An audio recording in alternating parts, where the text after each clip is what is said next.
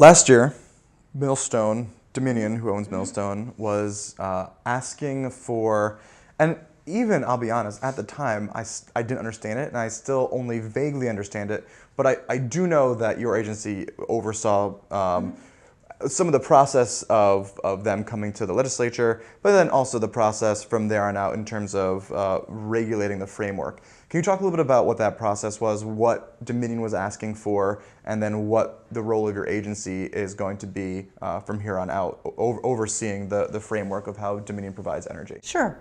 So we start as we talked before. Dominion provides the equivalent of about 50% of our baseload energy. And it's... as all nuclear. As all nuclear, and as, I understand the arguments on both sides, but it is a zero emission, it is a greener source. Zero emission, but not zero waste. But not zero waste, yes. And the conversation about nuclear waste is a whole different conversation, yes, but also an equally important one. Yes.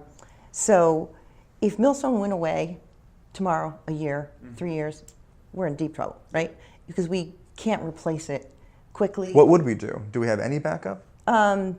Well, what we become further reliant on other parts of New England, okay, where there is more generation. And it would just end up increasing costs. It would increase costs, and it would create potential energy shortages during times of greatest usage. More likely brownouts?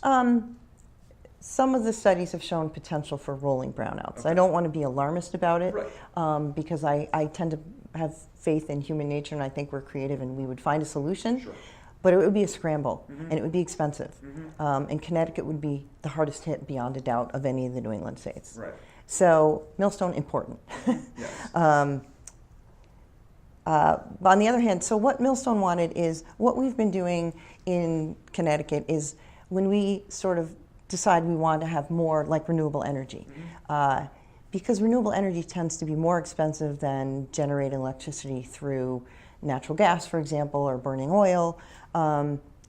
We do what we call procurements, competitive procurements to, we say, okay. Is we the state? We as the state, okay, yeah, we as the state of okay, Connecticut. It's through a process. Through an agency? Through the Department of Environmental Protection, okay, what we call DEEP, okay, in conjunction with the Public Utilities Regulatory Authority, PURA, okay, and my office, OCC, has a role in it as well. got it. We're not a decision maker, but we're sort of involved in the process, and we have the opportunity to opine. You're at the table. We're at the table, we have a voice. We may be a small agency, but we have a loud voice, and we're not shy. Right. So we're part of the process, and so we do these kinds of procurements to get more renewable energy. It's a public policy decision. We're not just going to let the market figure out how we're going to get more renewable energy, and we're going to go out and buy it using ratepayer dollars, from electric ratepayers primarily. When was that implemented? Well, that's part of the RPS process, okay, and so we've been doing this over the last 5, 6, 7 years. Okay,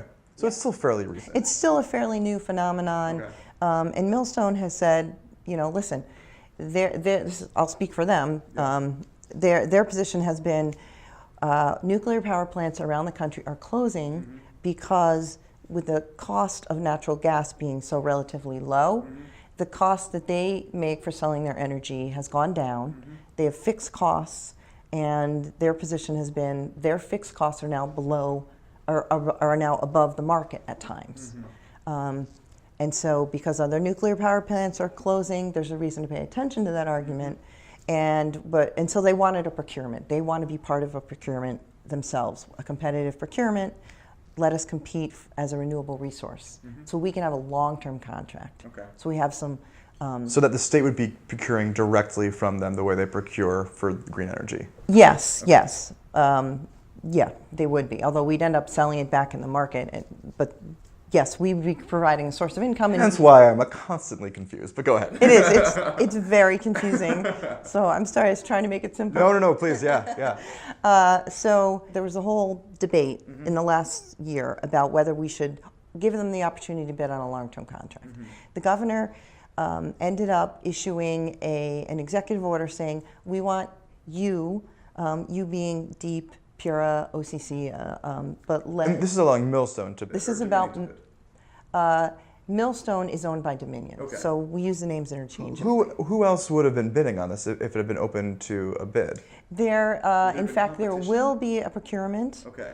I'll get to the end of the story. There will be a procurement of some sort. Yeah. And there is another nuclear power plant, Seabrook in New Hampshire, that will also be eligible. So there actually will be some competition. Got it. Because I mean, when I hear that, I guess in my mind, the only option was Millstone. Right. So then it's not really, they can just sort of set the price that they want to do it for. Right. And then if we say that we're opening this up to the bidding process and there's only one option, it doesn't really give us a sort of advantage in terms of negotiating. Sure.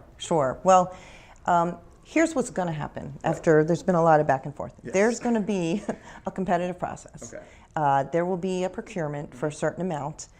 This is what has been recommended by PURA to the legislature. The legislature has till the beginning of March to reject this idea. Got it. I don't think they will. So there'll be a procurement that will go forward.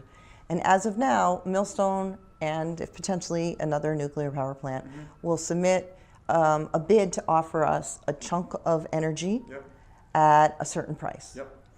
As it stands now, that price will only be evaluated on will it be good for Connecticut ratepayers? Is it a good price? And we'll be using the money we've been taking the last 5, 6, 7 years as additional costs on bills to be, instead of purchasing renewables, we'll be purchasing nuclear energy. Does that then take money away from what we have as a pool to purchase true renewables? It's not instead of, it's in addition to. Okay. So which is why the cost is really important, because we don't want to buy a whole bunch of really expensive, potentially expensive energy from Millstone if we don't have to. Right.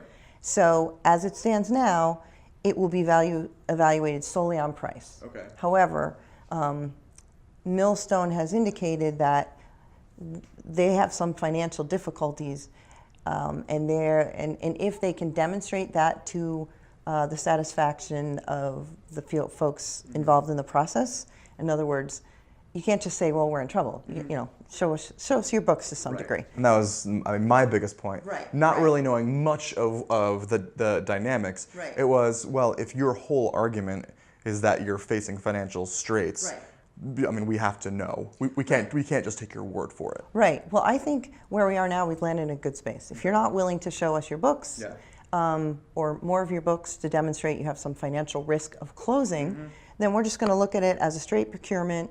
Is it a good price? Yes, no, not good for ratepayers. I'm not going to support overpaying on the long run just based on their word. But if they show us that they have some, there is some risk of closing for financial reasons, they will get some additional consideration for the fuel diversity they provide. You mentioned security. That's something we think about. You don't just want to be 100% dependent on natural gas. God forbid something happens to our pipelines. Right.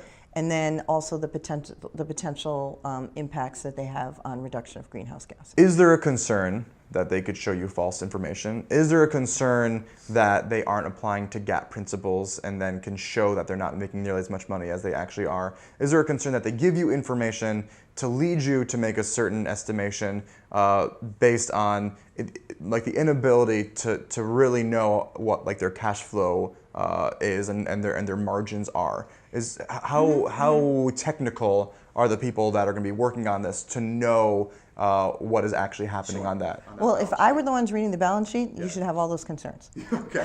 I am not, because I'm a lawyer. We have some of the best experts in the country who are working on this for us. We've worked with them in a long time. They have a high level of expertise.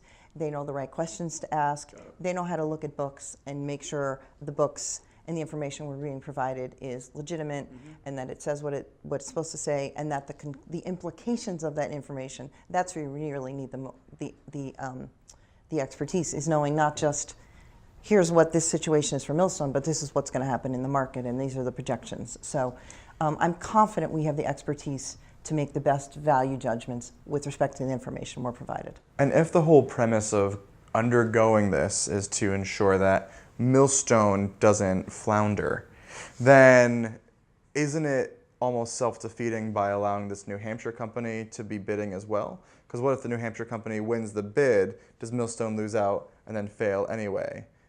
Well, An excellent question.